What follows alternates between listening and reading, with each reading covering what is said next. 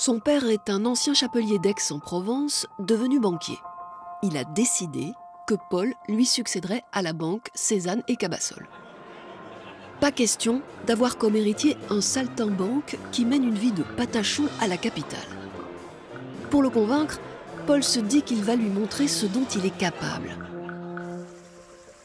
Son père vient d'acheter le Jas de Bouffan, une belle maison de maître.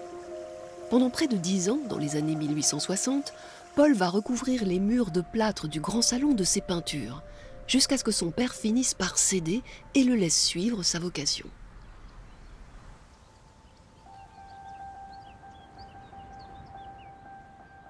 L'ancienne demeure des Cézanne a gardé des traces de son lustre d'antan, même si les propriétaires successifs ont vendu la plupart des terres qui l'entouraient.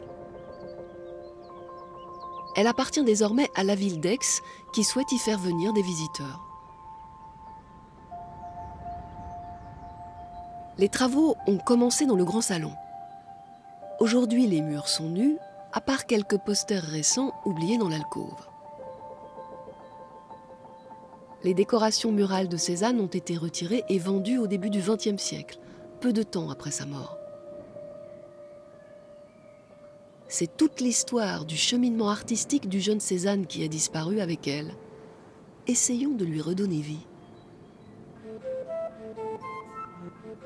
Vers 1860, Paul Cézanne commence par peindre 4 femmes, les 4 saisons, dans un style un peu raide.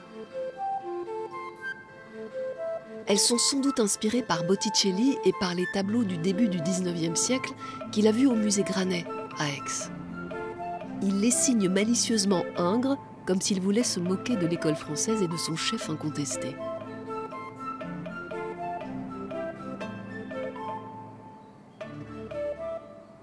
De chaque côté de l'alcôve, 2 grands paysages, ici reconstitués à partir des fragments retrouvés. Ils faisaient peut-être partie d'un ensemble qui représentait 4 moments de la journée. Il ne reste qu'un autre fragment sur le mur de droite. Quelques années plus tard, au fil de ses séjours à Paris, le style de Cézanne change. Avec le portrait de son père, les touches de peinture se font plus épaisses, un peu brutales, presque en relief. Son père trône alors au centre du salon, en position pour contempler les peintures qui l'entourent. Cézanne a vu des toiles de Courbet qui l'ont subjugué. En référence à ses baigneuses, il ajoute un homme nu à son paysage au rocher. Comme Courbet, il utilise le couteau à palette pour travailler en pleine pâte. Comme Courbet, il n'a pas peur de choquer. Son père, en particulier, qui craint que cet homme fort dévêtu ne perturbe ses filles. Cézanne lui rétorque: « Mes sœurs n'ont-elles pas des culs, comme vous et moi ?» À la fin des années 1860, Cézanne ajoute 2 figures religieuses. Un Christ au limbe, inspiré d'un tableau du XVIe siècle, et une Madeleine en deuil, plongée dans la prière. 2 images au caractère dramatique, quasi expressionniste, qui parlent de foi, de pénitence et de rédemption, peintes avec de longues touches vigoureuses. Elles ont été séparées en 2 tableaux qui se trouvent maintenant au musée d'Orsay.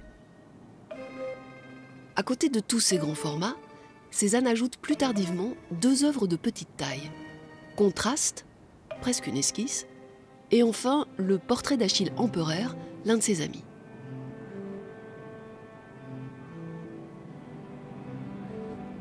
Avec ces dernières œuvres, Cézanne oublie son but premier qui était de plaire à son père en créant des décorations académiques qui flatteraient son bon goût bourgeois. Il n'en fait plus qu'à sa tête. Il superpose les images en désordre sur les murs comme s'il n'avait plus qu'une seule idée, affirmer qu'il est pleinement devenu peintre et qu'il est libre de prendre tous les chemins de traverse qu'il désire.